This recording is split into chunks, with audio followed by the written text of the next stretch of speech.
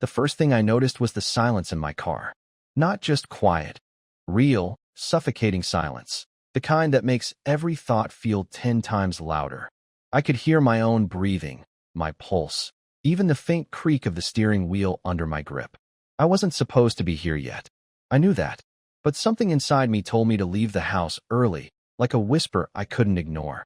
When I pulled up, the party wasn't winding down like Marissa had said it would be. No, it was alive, pulsing with music that made the walls shake. People were outside smoking, laughing, swaying like they were weightless. And there, in the driveway, I saw her shoes, bright red heels she only wears when she wants to feel noticed. My chest tightened. I didn't text her. I didn't call. Instead, I walked up the side of the house, avoiding the front door like I wasn't supposed to be seen.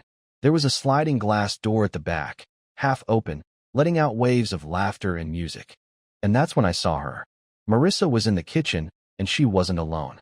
Her back was to me, but I recognized that tilt of her head, the way she plays with her hair when she's trying to charm someone. The guy in front of her, some tall, well-dressed stranger, was leaning in too close, saying something I couldn't hear, his hand resting on the counter just inches from hers. I could have left. I should have left. But I didn't. I slipped inside, unnoticed, weaving through strangers like a ghost. Every step I took, the knot in my stomach grew tighter, twisting with every glance of them together. And then she laughed. A soft, low laugh that cut right through me. It wasn't for me. It hadn't been for me in a long time, I realized. I reached for my phone to text her, just to see how she'd respond while I was watching her like this. Before I could, I heard her voice, sweet, warm, but not the way she speaks to me. What she said next shattered something inside me. I was frozen halfway between the living room and kitchen, hidden just behind the corner wall. The smell of cheap beer, sweat, and some overly sweet perfume mixed in the air, but all I could focus on was her voice. Marissa leaned against the counter, so close to that guy that I could see the reflection of his grin in the glass behind her. Her tone was playful, warmer than it had been with me in months, maybe years. I wasn't supposed to hear what I heard next. I just wish nights like this could last forever, she said, laughing softly. Her voice didn't sound drunk, it sounded alive. The guy leaned closer, almost brushing his lips against her ear. Maybe they can, he replied, and I swear my entire body went cold. I gripped my phone so tightly my thumb accidentally opened the flashlight, and a beam of light cut through the room for half a second. My heart stopped. I ducked back into the shadow of the hallway, praying no one noticed. The laughter and music continued. Nobody saw me. My breathing was shallow, ragged. I felt like a kid caught sneaking into a room he had no right to be in. I tried to rationalize it. Maybe it's just party talk. Maybe I'm reading too much into this. But then I saw her hand, through the sliver of space between the wall and the kitchen island, resting on his arm, fingers tracing the sleeve of his shirt like she'd done with me once upon a time. He didn't move away. She didn't move away. And it felt like my entire chest was collapsing inward. I thought about just walking in, pretending I'd just arrived, smiling like an idiot while swallowing down the urge to scream. But something inside me told me to wait, to listen. It was a terrible instinct, but I couldn't stop. Then, as if the night wasn't cruel enough already, I heard her say my name. She said it like a joke, like a throwaway line. Leonard's probably home on his laptop, losing to chess bots again. She laughed, and the guy chuckled along with her. I didn't know if I wanted to cry, punch a wall, or just evaporate into thin air. I didn't move. I couldn't. I stood there with my back pressed to the cold wall, my phone buzzing in my hand with a new text from her, heading out soon. Can you be here in 10? I wanted to scream. I'm already here. But I couldn't bring myself to reply. Then something happened that made my skin crawl. He leaned in closer, so close that if I had blinked, I would have missed it, and whispered something into her ear. I couldn't hear the words over the music, but I saw her smile, that small, secretive smile I hadn't seen in years. And then, without hesitation, she nodded. I don't know what they were planning, but I knew I couldn't stand there anymore. I had to know. I had to see it with my own eyes. I should have left right then. I should have walked out of that house, driven home, and never looked back. But instead, I found myself moving closer, one step at a time, like my body had decided that knowing the ugly truth was better than being haunted by the shadows of suspicion. The music from the living room was deafening, but every laugh and murmur from that kitchen cut through it, stabbing right into my ears. I stayed low, my heart pounding so loud I was sure someone would hear it. Marissa had turned slightly, and now I could see her face. She wasn't tipsy and giggly like she used to get after 2 glasses of wine with me. No, this was a different kind of smile, one I couldn't quite place. It was sharper, a little mischievous, like she was enjoying a secret game. She tucked her hair behind her ear and leaned toward the guy again. He had that smug look, the kind of confidence that made me want to punch him on sight. I hated him instantly, but I hated myself even more for just standing there, watching like some weak, spineless fool. I tried to remember the last time Marissa looked at me the way she was looking at him. I couldn't. All I could remember were the quick conversations about bills, the tired goodnights, and the way her eyes always seemed glued to her phone instead of me. Something inside me cracked a little in that moment. I took a step forward, and my shoes squeaked against the polished wooden floor. I froze. Marissa's head turned, her eyes scanning the room for half a second. I ducked behind the doorway just in time, heart slamming in my throat. Did she see me? I waited, holding my breath, but she turned back to him like nothing happened. Then he whispered something again. This time I caught part of it. Just a minute upstairs? And she laughed, softly, like the answer was already yes. She set her drink down on the counter and glanced around the room before walking toward the staircase at the back of the hallway. He followed. My chest tightened so much it hurt. I don't know what I was thinking. Maybe I wasn't thinking at all. I waited until they disappeared upstairs, then crept out from behind the corner, my hands shaking. There was a part of me screaming to leave, to just go back to the car, but another part, darker, louder, wanted to know what was about to happen. I walked through that crowd like a ghost, brushing past strangers who didn't even notice me. I felt invisible, which made sense because I'd been invisible to Marissa for a long time now. As I reached the bottom of the stairs, I heard footsteps above me, muffled voices, and then the sound of a door closing. I stood there, staring up at the landing, my hand gripping the railing so hard I thought I might snap it. Should I follow them? Should I confront her right there? Or should I wait? Let them think they're safe. Let them show me exactly how far this would go. I took a deep breath and started climbing, one slow step at a time. Each creak of the staircase felt like an explosion in my ears. I moved slowly, pressing my hand on the rail to steady myself, but my legs felt like they were made of glass. My heart was pounding so hard that it drowned out the music downstairs, leaving nothing but the echo of my own dread. I reached the landing and stopped, frozen in the narrow hallway lit by a single dim bulb. There were 3 doors, one slightly ajar, the other 2 closed. Through that small opening, I could see the faint glow of a lamp and shadows moving on the wall. I couldn't hear words at first, only muffled voices and laughter.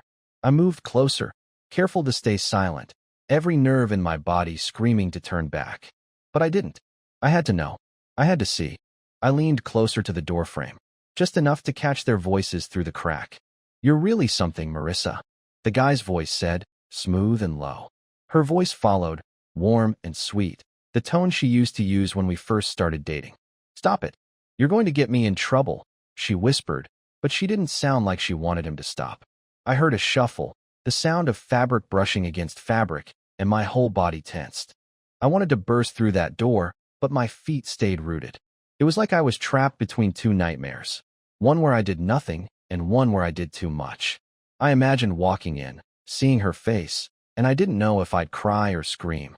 Instead, I backed away slightly and leaned against the opposite wall, my fists clenched. I felt pathetic, like I was too weak to confront the woman I loved, too weak to handle the truth I was about to see. The voices quieted for a moment, and then I heard something that made my blood boil. She said my name again, but this time in that sarcastic tone I'd heard when she was annoyed at home. "Leonard has no clue. He'd never show up early for anything," she said, followed by a soft laugh. My stomach turned. The guy chuckled and replied, "Then tonight's our little secret." I took a step back and nearly knocked over a coat rack in the hallway. It rattled against the wall, and I froze, waiting for someone to come out and see me. Nothing happened. The music downstairs must have drowned the noise out. I swallowed hard, my throat dry as sand, and felt this wave of humiliation and anger wash over me. I couldn't stand there anymore. I needed to do something, anything, even if it was the dumbest decision of my life. I grabbed my phone and pulled up her messages, scrolling through our chat like an idiot looking for clues. The last text was still there. Can you pick me up at 1? It felt fake now, like a cover story for something much worse. I started to type something. I'm here. We need to talk. But before I could hit send, I heard footsteps on the other side of the door. My pulse spiked. I slipped into the bathroom across the hall, leaving the door open just a crack, and waited. The door opened, and I saw them. Marissa walked out first, her face glowing in a way I hadn't seen in forever, followed by that guy with his smug grin. He whispered something to her, and she laughed softly before walking toward the stairs. I stayed hidden, shaking, my mind spinning. She was heading downstairs, probably looking for me, unaware I'd just seen everything I needed to see. But then he turned and went the opposite direction, into another room down the hall. Alone, and something in me snapped. I didn't think. I just moved. My legs carried me down the hallway toward the room where that smug, well-dressed stranger had slipped. My fists were clenched so tightly that my knuckles ached, and there was this strange buzzing in my ears. Anger, fear, humiliation, all twisted together. The door wasn't fully closed. A faint line of light spilled out onto the floor, and I could hear him humming to himself, casually, like nothing in the world could touch him. I hated that sound. I hated how calm he seemed, as if this was just another night for him, while my life was unraveling by the second. I paused outside, my hand hovering near the doorknob. I wasn't even sure what I planned to do. Confront him? Threaten him? Ask him why my wife was laughing with him like she hadn't laughed with me in years? I wasn't built for confrontation. I wasn't the guy who storms into a room demanding answers. I was the guy who avoided conflict, who apologized for everything, even when I didn't do anything wrong. And yet, something about tonight, the red heels, the whispered secrets, the mocking tone in her voice when she said my name, had turned me into someone I didn't recognize. I pushed the door open. The room was a makeshift guest bedroom, dimly lit, with coats piled on the bed and a few empty bottles on the dresser. He was standing near the window, scrolling through his phone, completely oblivious. When he turned and saw me, his expression didn't flicker with guilt or fear. He just smiled, like he'd been expecting me. "Hey man," he said, casually slipping his phone into his pocket. "Looking for Marissa?" The way he said her name made my skin crawl. I could feel my jaw tighten as I forced out. "Yeah, I was supposed to pick her up. What are you doing here?" He leaned against the dresser, crossing his arms like this was some kind of game. "Relax. We're just catching up.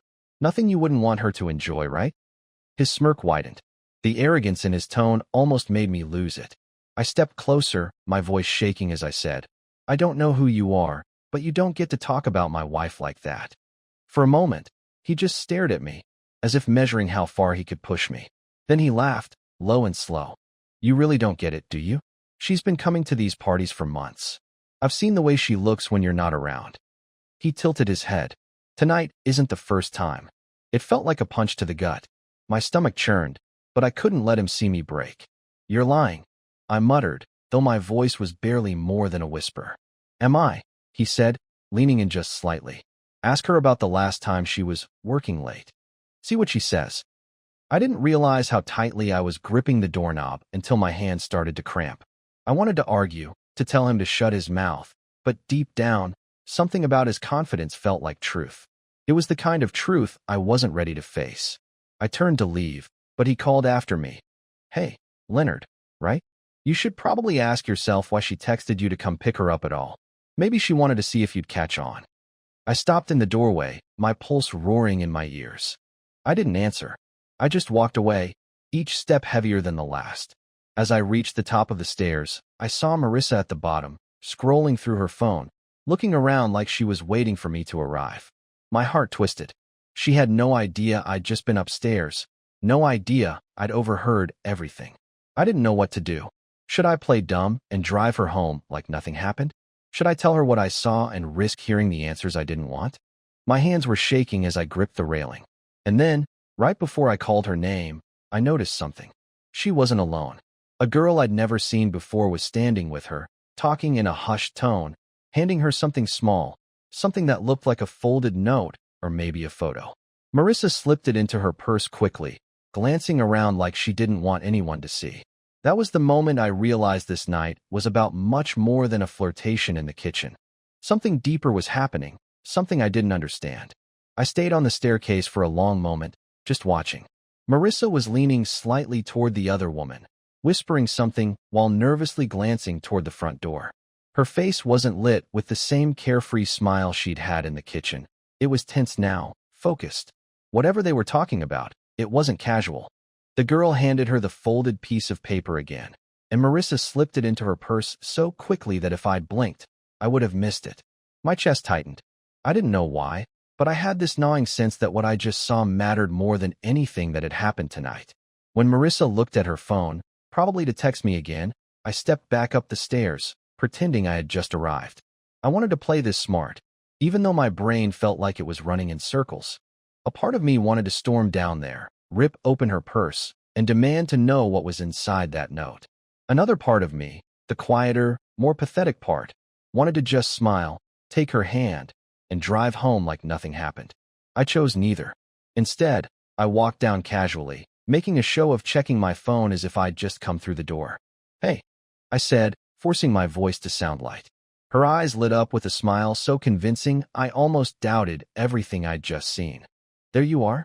You're early." She stepped forward, touching my arm in that familiar way that used to make me melt, but tonight it felt hollow. "Yeah, traffic was lighter than I thought," I muttered. My eyes flicked to her purse, but she didn't seem to notice.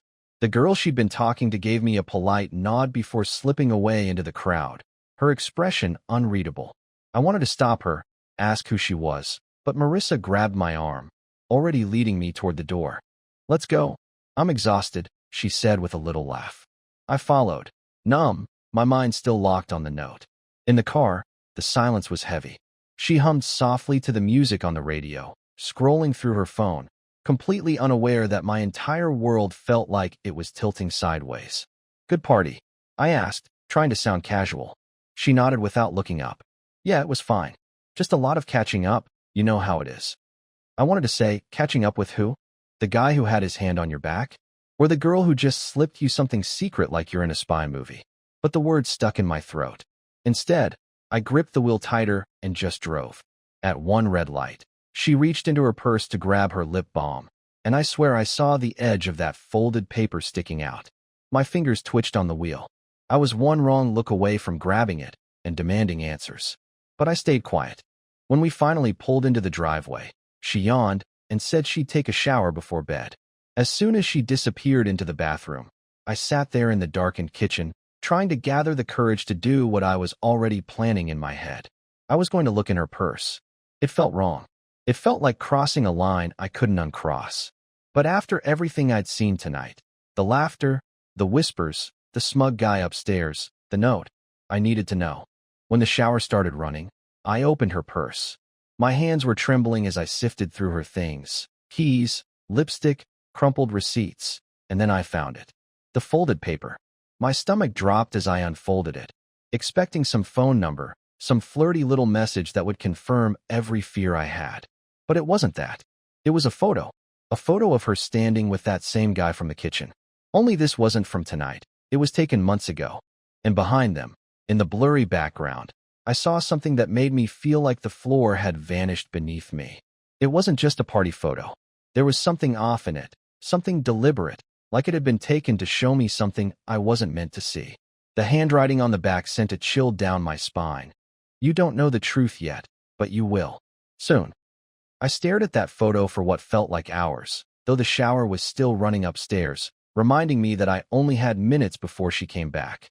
My hands shook as I turned the photo over again, hoping I had read the words wrong. "You don't know the truth yet, but you will. Soon." It wasn't just a casual note. The handwriting was deliberate, sharp, like whoever wrote it wanted me to feel the weight of every single letter. The photo itself was unsettling. Marissa was smiling, but it wasn't her usual carefree smile. It looked almost forced, her body slightly turned toward that guy from the party, like she was both close to him and trying to keep a careful distance. Behind them, in the blurred background, I could see what looked like the interior of a different house, a place I didn't recognize. There were faint decorations on the walls, something like silver streamers and a balloon, But what stood out was a shadowy figure just visible at the edge of the frame. It looked like someone holding a camera, but their face was obscured. I shoved the photo back into the purse just as I heard the water stop. My heart was hammering so hard that I almost dropped the purse on the floor. I quickly sat down at the kitchen table, pretending to be on my phone like nothing had happened. When Marissa came down, wrapped in a towel with her hair dripping, she smiled at me and asked if I was okay. I forced a smile back, but I could feel my jaw trembling. "Yeah, just tired," I muttered, though my voice cracked slightly. She didn't seem to notice. She went to the bedroom, humming softly as she got ready for bed. That was when I made the decision that would haunt me for the rest of the night. I wasn't going to let this go. I had to know what the hell was going on. When she finally fell asleep, I slipped out of bed, careful not to wake her, and went back to the kitchen. I pulled the photo out again, this time studying every inch of it under the dim light. There was something in that blurry background that I couldn't shake. On the wall behind Marissa and the guy, there was a strange pattern of photographs pinned up, like some kind of collage. Even though the image was blurry, I could swear one of the photos looked like me. Not just someone who resembled me, but me, sitting in our living room, wearing the blue hoodie I always wear around the house. My breath caught in my throat. Who had taken this? And why would they have a photo of me? I turned the paper over again and traced the handwriting with my thumb. It felt almost like a warning. My mind raced with possibilities. Was this guy blackmailing her? Was she involved in something she didn't want to tell me? Or worse, was she part of something bigger, something that involved both of us? I wanted to wake her up right then and demand answers, but the fear of what she might say kept me frozen. Instead, I sat there in silence until my phone buzzed with a notification. At first, I thought it was a random email, but when I looked, I saw a message from an unknown number. The message said, "You saw the photo, didn't you? Don't ask her about it." Not yet. I dropped my phone on the table like it was on fire. My mouth went dry, and I scanned the room as if someone was watching me from the shadows. The timestamp on the message was 1:47 a.m., less than 2 minutes ago. Someone knew exactly what I was doing. I couldn't sit still anymore. I grabbed my jacket, slipped my phone into my pocket, and stepped outside into the cool night air. My mind was racing, my heart pounding, but one thing was clear. This wasn't just about Marissa's loyalty anymore. Something far stranger was happening, and I was going to get to the bottom of it, no matter how deep I had to dig. As I stood in the driveway, the streetlights buzzing above me, I realized I had two choices. I could confront Marissa right now and demand answers, risking that I'd scare her, or whoever was behind this, into shutting down completely. Or I could follow the lead of that mysterious text and start digging on my own. And as much as it killed me, I knew I had to keep playing dumb. I barely slept that night. Every time I closed my eyes, all I could see was that photo, the smug look on the guy's face, and the message from the unknown number. By morning, I was a wreck. Marissa, on the other hand, was calm, cheerful even, making coffee like nothing had happened. I sat there at the table, watching her, and realized that if I kept this to myself any longer, it would eat me alive. "Marissa," I said finally, my voice low and shaky, "I need to ask you something, and I need you to be honest with me." She turned, confused but not defensive. "Okay, what's going on?" I took a deep breath, pulled the photo from her purse, and laid it on the table. "What is this? And why did someone send me a message telling me not to ask you about it?" For a moment, she just stared at the photo. Then, to my complete shock, she burst out laughing. Not the mocking kind of laugh I'd feared, but a genuine, heartfelt laugh that left me even more confused. "Oh my God, Leonard, is this what's been eating you all night?" I blinked. "You think this is funny?" She reached over, taking my hand, her eyes soft. "Babe, that photo was from a surprise party they threw for me months ago. That guy, Adam, is married to my best friend. We were just goofing around for the camera. As for the note, that's from Sophie. She was messing with me. She thought it'd be hilarious to send me that creepy little mystery message to freak me out. She's into those true crime shows and thinks she's some kind of mastermind of practical jokes." I just stared, my mind trying to process the whiplash of this explanation. "Wait, so you weren't?" "No, Leonard. God, no." She smiled gently and squeezed my hand. "I love you, you idiot." "Yes," I laughed and danced at the party because I was happy. "I needed a break, and you told me to have fun. You've been so distant lately, always thinking I'm bored or annoyed with you." But I'm not. I just want you to trust me."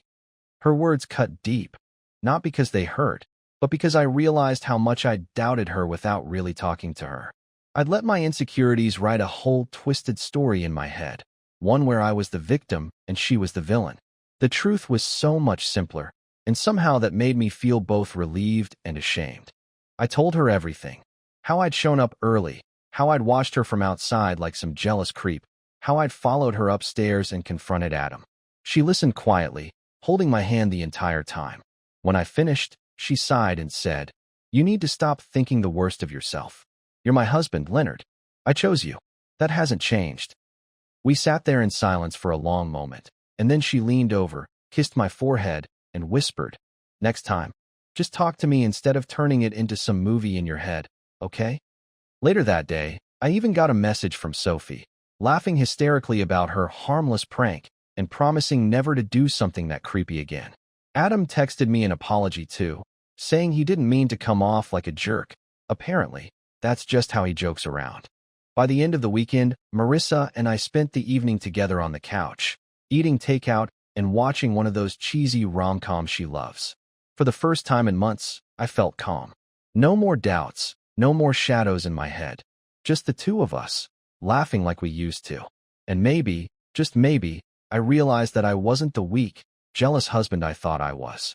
I was just scared of losing the person who mattered most. Now I know that instead of lurking in the dark, all I need to do is trust her, trust us.